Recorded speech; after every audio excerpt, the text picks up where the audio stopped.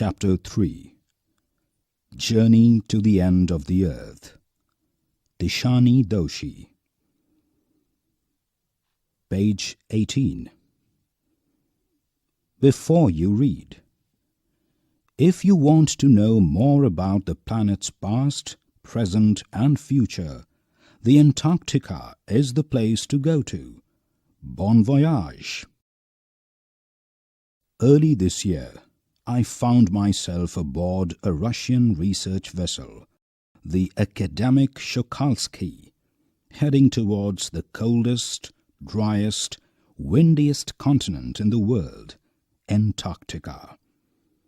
My journey began 13.09 degrees north of the equator in Madras and involved crossing 9 time zones, 6 checkpoints, 3 bodies of water and at least as many ecospheres.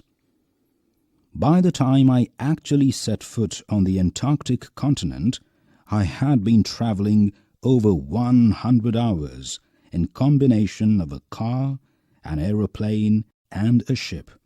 So, my first emotion on facing Antarctica's expansive white landscape and uninterrupted blue horizon was relief, followed up with an immediate and profound wonder. Wonder at its immensity, its isolation, but mainly at how there could ever have been a time when India and Antarctica were part of the same land mass, part of history. 650 million years ago, a giant amalgamated southern supercontinent, Gondwana, did indeed exist, centered roughly around the present-day Antarctica. Page 19. Read and find out. How do geological phenomena help us to know about the history of humankind? Things were quite different then. Humans hadn't arrived on the global scene, and the climate was much warmer, hosting a huge variety of flora and fauna. For 500 million years, Gondwana thrived, but around the time when the dinosaurs were wiped out and the age of the mammals got underway, the landmass was forced to separate into countries, shaping the globe much as we know it today. To visit Antarctica now is to be a part of that history, to get a grasp of where we've come from and where we could possibly be heading. It's to understand the significance of Cordilleran folds and Precambrian granite shields, ozone and carbon, evolution and extinction. When you think about all that can happen in a million years, it can get pretty mind-boggling. Imagine India pushing northwards, jamming against Asia to buckle its crust and form the Himalayas. South America drifting off to join North America, opening up the Drake Passage to create a cold circumpolar current, keeping Antarctica frigid, desolate, and at the bottom of the world. For a sun-worshipping South Indian like myself, 2 weeks in a place where 90% of the Earth's total ice volumes are stored is a chilling prospect, not just for circulatory and metabolic functions, but also for the imagination. It's like walking into a giant ping-pong ball, devoid of any human markers. No trees, billboards, buildings. Page 20. You lose all earthly sense of perspective and time here. The visual scale ranges from the microscopic to the mighty, midges and mites to blue whales and icebergs as big as countries. The largest recorded was the size of Belgium. Days go on and on and on in surreal 24-hour austral summer light and a ubiquitous silence, interrupted only by the occasional avalanche or calving ice sheet consecrates the place. It's an immersion that will force you to place yourself in the context of the Earth's geological history. And for humans, the prognosis isn't good. Read and find out. What are the indications for the future of humankind? Human impact. Human civilizations have been around for a paltry 12,000 years, barely a few seconds on the geological clock.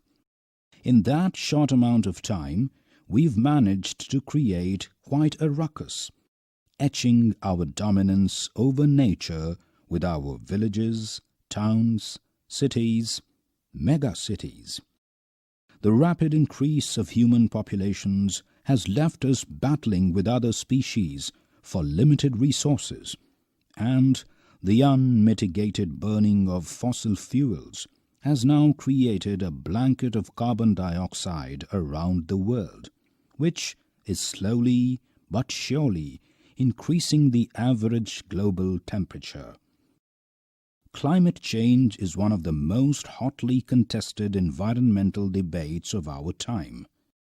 Will the West Antarctic ice sheet melt entirely? Will the Gulf Stream ocean current be disrupted? Will it be the end of the world as we know it?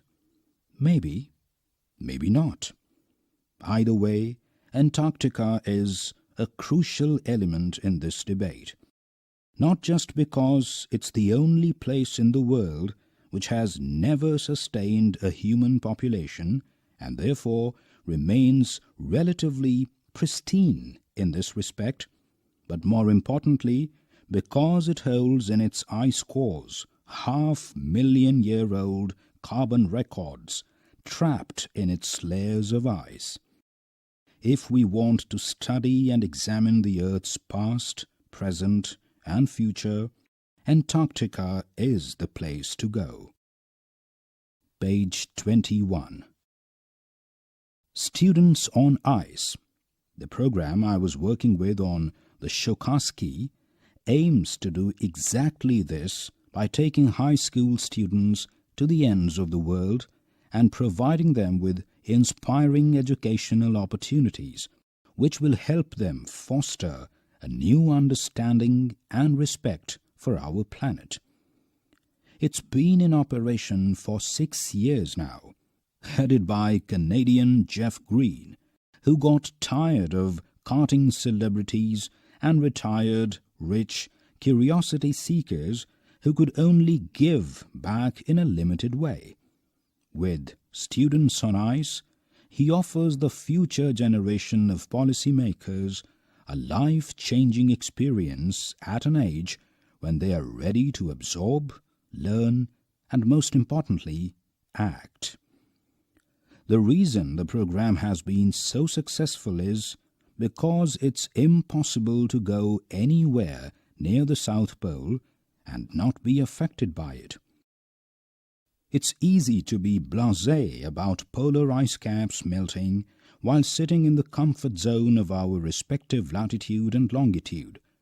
But when you can visibly see glaciers retreating and ice shelves collapsing, you begin to realize that the threat of global warming is very real.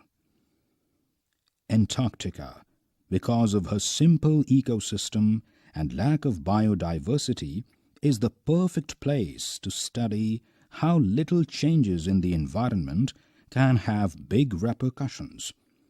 Take the microscopic phytoplankton, those grasses of the sea that nourish and sustain the entire Southern Ocean's food chain. These single-celled plants use the sun's energy to assimilate carbon and synthesize organic compounds in that wondrous and most important of processes called photosynthesis. Page 22. Scientists warn that a further depletion in the ozone layer will affect the activities of phytoplankton, which in turn will affect the lives of all the marine animals and birds of the region and the global carbon cycle. In the parable of the phytoplankton, there is a great metaphor for existence. Take care of the small things, and the big things will fall into place. Walk on the ocean. My Antarctic experience was full of such epiphanies, but the best occurred just short of the Antarctic Circle at 65.55 degrees south.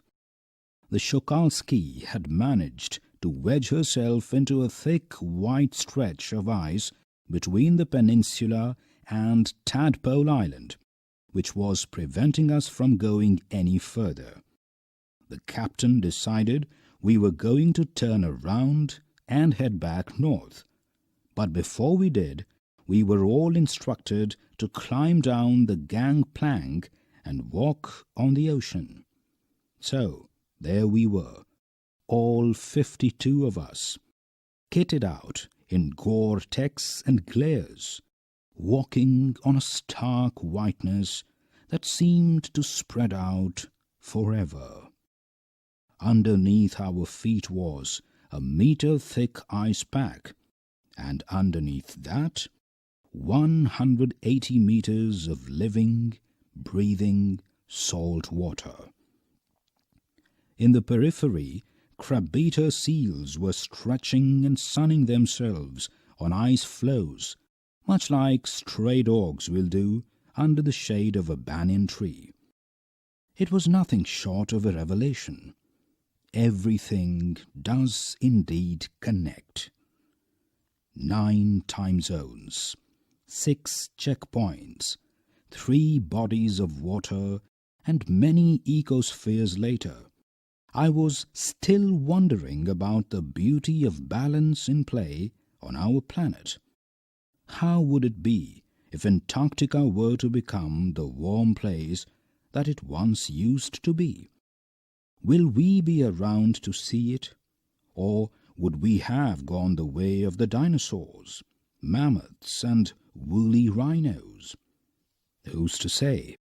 But after spending 2 weeks with a bunch of teenagers who still have the idealism to save the world, all I can say is that a lot can happen in 1,000,000 years. But what a difference a day makes. Page 23. Reading with insight. 1. The world's geological history is trapped in Antarctica. How is the study of this region useful to us? 2. What are Jeff Green's reasons for including high school students in the Students on Ice expedition? 3. Take care of the small things, and the big things will take care of themselves. What is the relevance of this statement in the context of the Antarctic environment? 4. Why is Antarctica the place to go to understand the Earth's present, past, and future? For more information on Students on Ice, visit www.studentsonice.com.